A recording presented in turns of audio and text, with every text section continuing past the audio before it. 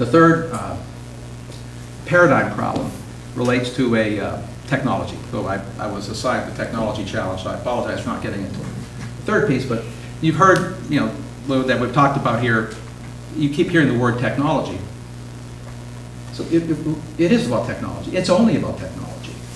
The reason we have a lot of power and energy in our economy is not because we've discovered something magical about what's in the universe around us. We're awash in energy.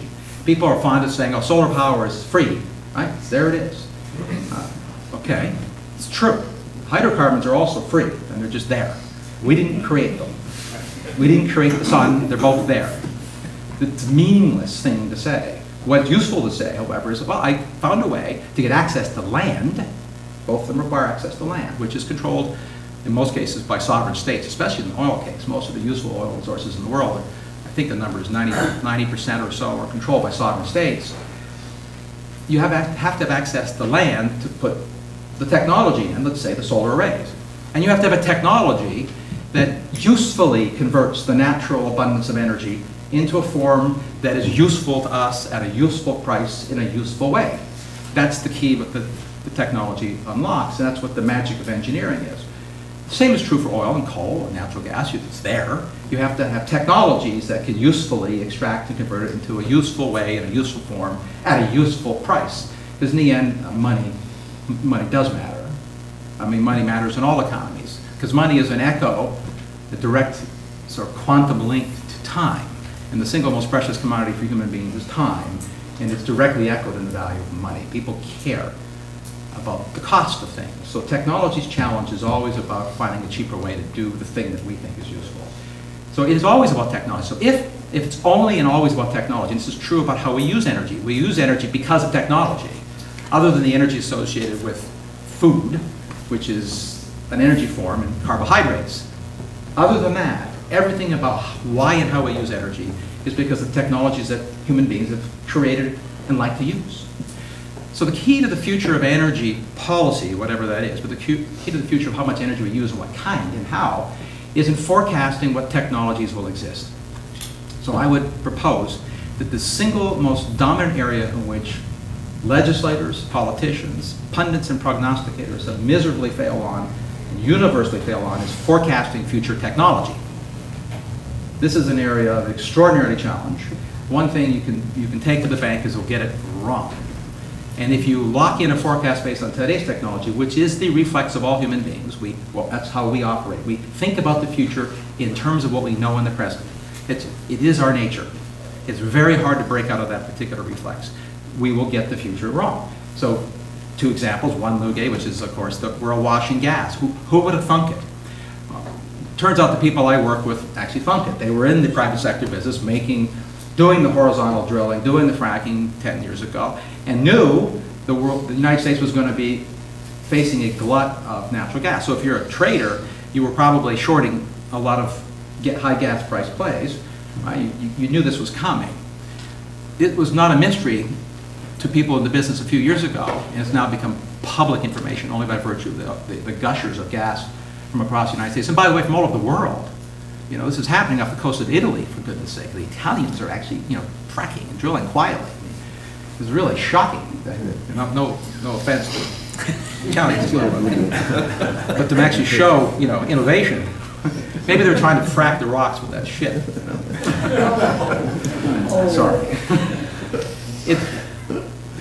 So on the production side, we've entered a new era of abundance. It's a choice not to do these things. You don't have to build nuclear plants. You don't have to build coal plants. You don't have to build solar arrays. You don't have to do these things, but it's not because they don't exist that there's an abundance.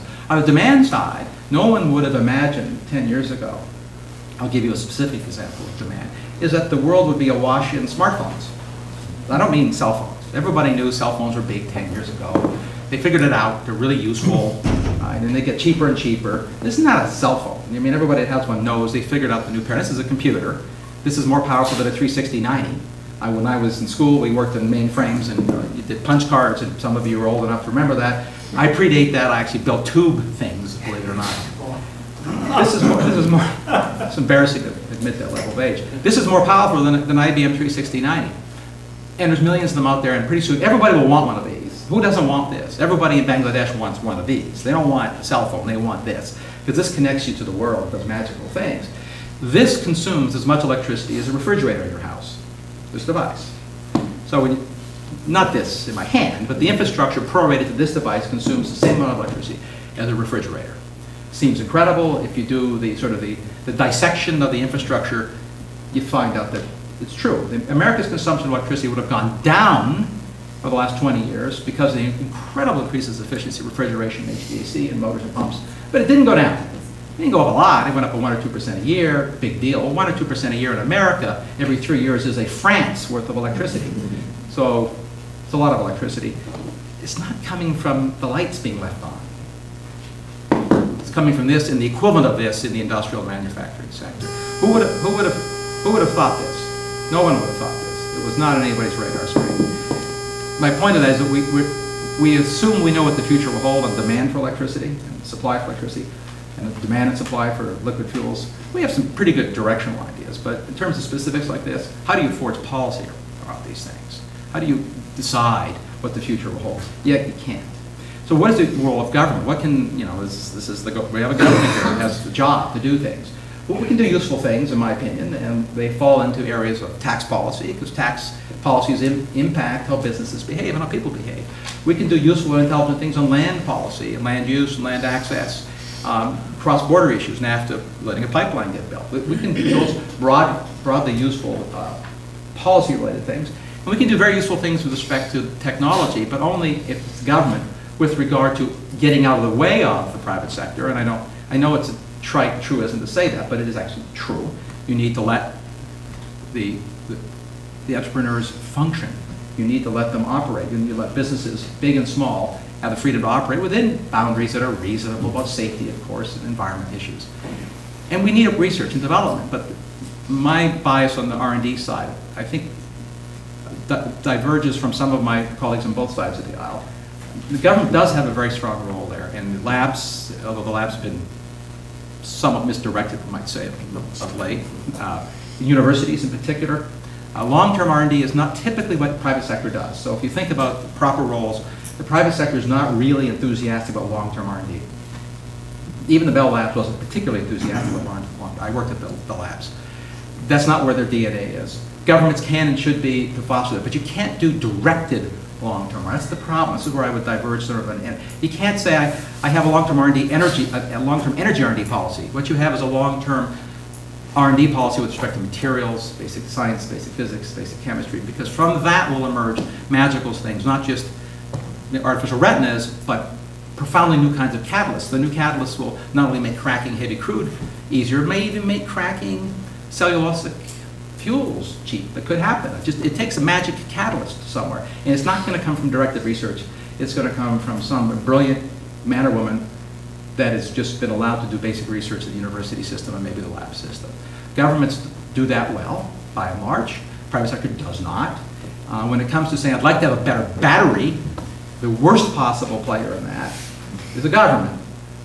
Just is. Not because governments are bad people, because they have no idea, because nobody has any idea where a better battery is going to come from. So in the end, the question that the bill posed at the outset is, why has it failed? It's failed because it can't succeed. You can't have an energy policy, and I recognize it. Politically, we have to have something called energy policy, so we just have to be careful what that means. It does mean intelligent approach to infrastructure, intelligent approach to relationships with our neighbors. It does relate to intelligent use of federal monies for R&D. It does relate to intelligent approach to regulations and regulatory environment and being sensible about environmental issues. All those things matter, but those are sort of the big umbrella under which you let the market function with the broad constraints that are appropriate for a democracy like ours. I'll end with a return to my beginning observation. So I wrote the book with my colleague called The Bottomless Well. The point of the book, and we've seen over the years, it keeps getting a bump of all things every September, and I discovered it's being used in classrooms and universities, which was in fact our intent. We didn't write a policy book. You can't find in the book a single page that talks about what the government's policy should be. It's simply about how energy works and has worked in the direction of technology change with respect to energy. And the one thing you take away from that, you don't have to read the book, the conclusion is really easy, is that the thing that's bottomless is innovation and technology. And because everything about energy is about innovation and technology, then energy's availability is bottomless. Doesn't mean we won't have price spikes. I forecast it will bust through the old $147 barrel price sometime in the next year or two, in my last couple of Forbes columns ago, and I believe we will. I'm a short-term bull in oil prices because of policy stupidity, not because of lack of oil abundance, and I'm a long-term bear. Gasoline in real terms, if you did it inflation adjusted and share of GDP terms, it could come back to under $2 a gallon, but it won't be in numerical terms.